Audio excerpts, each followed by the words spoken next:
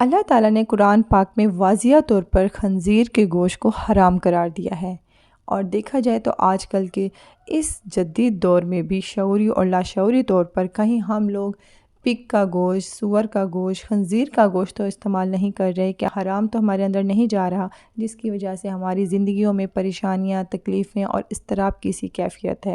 آئیے دیکھتے ہیں کہ وہ کون سی ایسی چیزیں ہیں جن کو ہم اپنی روزمرہ زندگی میں استعمال کر رہے ہیں، اور یہ حرام مصنوعات کس طرح ہماری زندگیوں کو متاثر کر رہے ہیں۔ یورپ سمیت تقریباً تمام غیر مسلم ممالک میں خنزیر کا گوشت پہلی پسند ہے۔ ان ملکوں میں بہت سے فارم ہیں جہاں اس جانور کی پرورش کی جاتی ہے۔ اکیلے فرانس میں ہی 42,000 سے زیادہ فارم ہیں۔ خنزیر میں دوسرے تمام جانوروں کے مقابلے میں زیادہ چربی ہوتی ہے، لیکن یورپ اور امریکہ کے لوگ چربی سے پرہیز کرتے ہیں۔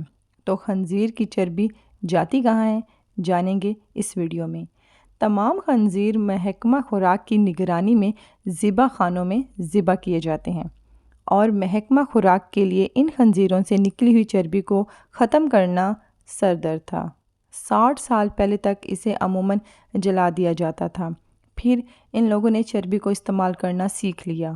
پہلے ان لوگوں نے چربی کو صابن بنانے میں استعمال کر کے دیکھا اور یہ تجربہ کافی کامیاب رہا۔ پھر ایک پورا نیٹ ورک اس میدان میں کود پڑا اور خنزیر کی چربی کو کیمیکل سے گزار کر پیک کر کے بازار میں لایا گیا، جبکہ سامان بنانے والی دوسری کمپنیوں نے اسے خریدنا شروع کر دیا۔ اسی دوران تمام یورپی ممالک نے ایک قانون بنایا، اور وہ یہ کہ خوراک، دوائیوں اور ذاتی استعمال کی تمام چیزوں کے کور پر اس میں استعمال کی جانے والی تمام اشیاء کی فہرست دینی ہوگی۔ اسی طرح خنزیر کی چربی کی فہرست بھی انہیں دینی پڑی۔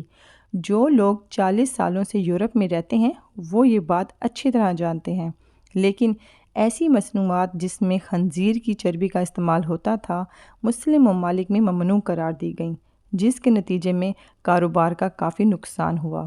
آپ تاریخ میں دیکھیں تو اگر آپ جنوبی مشرقی ایشیا سے تعلق رکھتے ہیں تو آپ جانتے ہوں گے کہ 1857 کی عوامی بغاوت کی وجہ کیا تھی۔ ریفل بلٹ گولیاں یورپ میں بنتی تھیں اور سمندری راستے سے برصغیر میں ٹرانسپورٹ کی جاتی تھیں، جسے یہاں تک پہنچنے میں مہینوں لگ جاتے تھے، اور ان میں بھری ہوئی گن پاؤڈر سمندری ماحول کے اثر کی وجہ سے خراب ہو جاتی تھیں۔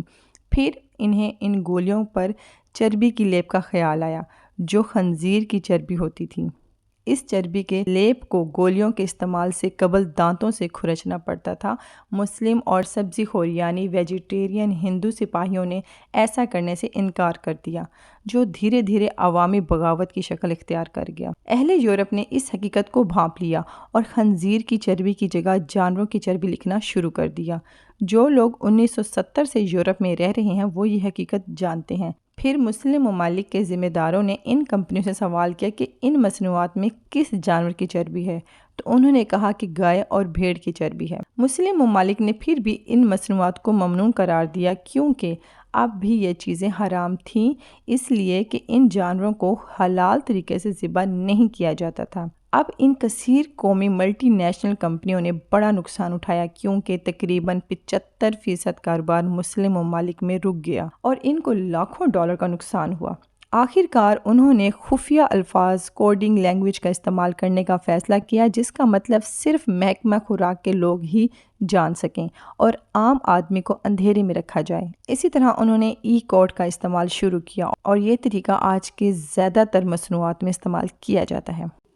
ان مصنوعات میں دانتوں کی پیسٹ، ببل گم، چاکلیٹ، ہر قسم کی سویٹس، بسکٹ، کارن فلیکس، ٹافیاں، کنڈیڈ فوڈز، ملٹی وٹامنس اور بہت سی ادویات شامل ہیں۔ چونکہ یہ سارا سامان تمام مسلمان ممالک میں اندھا دھند استعمال کیا جا رہا ہے، سور کے اجزاء کے استعمال سے ہمارے معاشرے میں بے شرمی، بے رحمی، جنسی استحصال کے رجحان میں بے پناہ اضافہ دیکھنے کو مل رہا ہے۔ لہٰذا تمام مسلمانوں اور خنزیر کے گوشت سے اجتناب کرنے والوں سے درخواست ہے کہ وہ روزانہ استعمال ہونے والے آئٹمز کی خریداری کرتے وقت ان کے کنٹینٹس کی فہرست کو لازمی چیک کر لیا کریں، اور اگر ان میں سے کوئی بھی کوڈ آپ کو پروڈکٹس پر نظر آتا ہے تو ان چیزوں سے یقینی طور پر بچیں، کیونکہ اس میں سور کی چربی کسی نہ کسی حالت میں شامل کی جاتی ہے۔